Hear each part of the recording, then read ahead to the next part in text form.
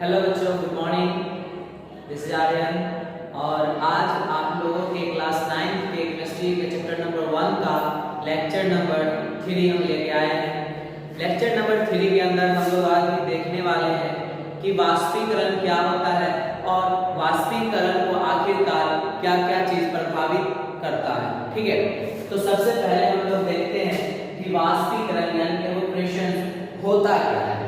तो जैसे हम लोग यहाँ पे लिखे हैं कि क्वथनांक से कम ताप पर द्रव के वाष्प में परिवर्तित होने की प्रक्रिया को हम लोग क्या कहते हैं? वाष्पीकरण कहते हैं। वाष्पीकरण कहने का मतलब होता है कि हम लोग जानते हैं कि हर पदार्थ का क्या होता है, अपना अपना क्या होता है, क्वथनांक होता है। तो क्वथनांक से कम ताप पर, ठीक है, क्वथनांक से कम ताप पर द्रव के वाष्प में बदलने की क्रिया, क्योंकि जानते हैं हम लोग कि द्रव का वाष्प में बदलना ही क्या कहलाता है?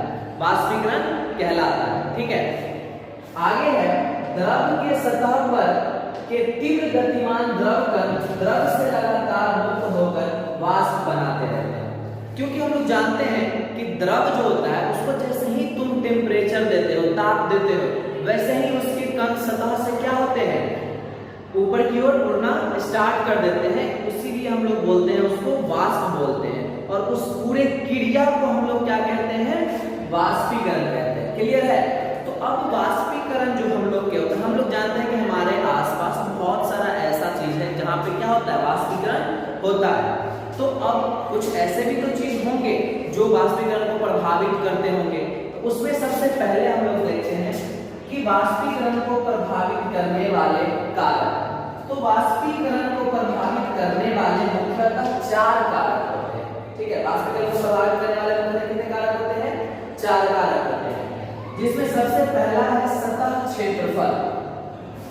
सतह क्षेत्रफल क्या होता है? सतह क्षेत्रफल बढ़ाने से वाष्पीकरण की दर बढ़ जाती है, क्योंकि वाष्पीकरण द्रव के खुले सतह से होता है। अब क्षेत्रफल बढ़ाने का क्या मतलब है?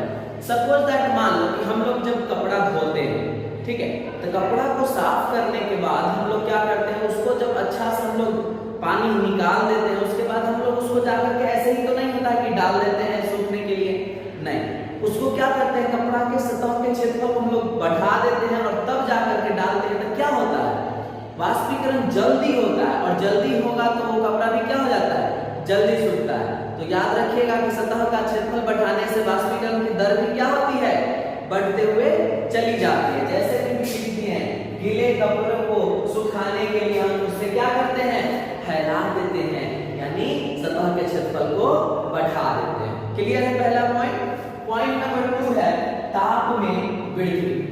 ताप बढ़ाने से वाष्पीकरण की दर बढ़ जाती है, क्योंकि द्रव के कणों की गतिज ऊर्जा बढ़ जाती है, जिससे द्रव के कण जल्दी जल्दी वाष्प में परिवर्तित होने लग जाती है।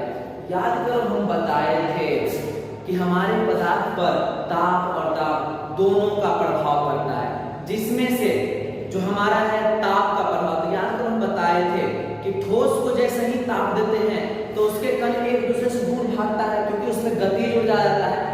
गतिज ऊर्जा आएगा और भागेगा दूर, तो क्या होता है, द्रव का निर्माण होता था। तो इसी प्रकार जब हम लोग द्रव को जैसे ही ताप में वृद्धि कराते हैं तो उसके कणों के बीच क्या होता है, गतिज ऊर्जा ज्यादा आता है, जिससे उसके कण एक दूसरे से दूर भागना स्टार्ट करते हैं। यही लिखा हुआ है कि द्रव के कण में गतिज ऊर्जा बढ़ जाती है, जिससे द्रव के कण जल्दी जल्दी किसमें बदलने लगता है, वाष्प में परिवर्तित होने लगता है। ठीक है, तो ताप में वृद्धि करने से भी क्या होता है, वाष्पीकरण की दर बढ़ जाती है। क्लियर है यहाँ तक? अगला हम लोग का पॉइंट क्या है? जैसे है हम लोग के पास यहाँ पे देखिए, जैसे तीसरा आर्द्रता में कमी। लेकिन सबसे पहले हम लोग को जानना होगा कि आखिरकार आर्द्रता कहते किसको है, आर्द्रता कहते किसको है। तो आर्द्रता क्या होता है? तो वायु में उपस्थित जलवाष्प की मात्रा को आर्द्रता कहते हैं, यानी हवा में जो जलवाष्प की मात्रा उपस्थित होगा, ठीक है, उसी को हम लोग क्या बोलेंगे, आर्द्रता बोलेंगे। जहां पे हवा भी हो और जल की कुछ मात्रा भी हो, उसको हम लोग क्या बोलते हैं, आर्द्रता बोलते हैं।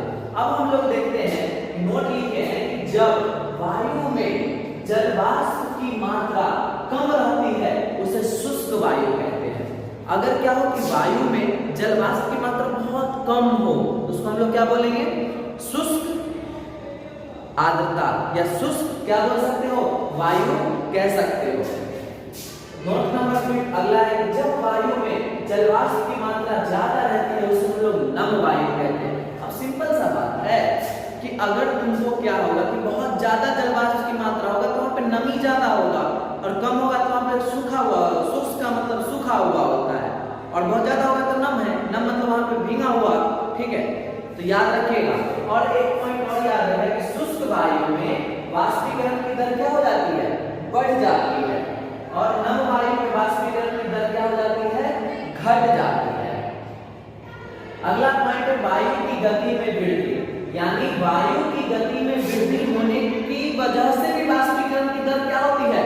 बढ़ती है। अब कहोगे सर ये पॉइंट को समझ नहीं आया कि आखिरकार वायु की गति में वृद्धि होने से वाष्पीकरण की दर कैसे बढ़ जाती है?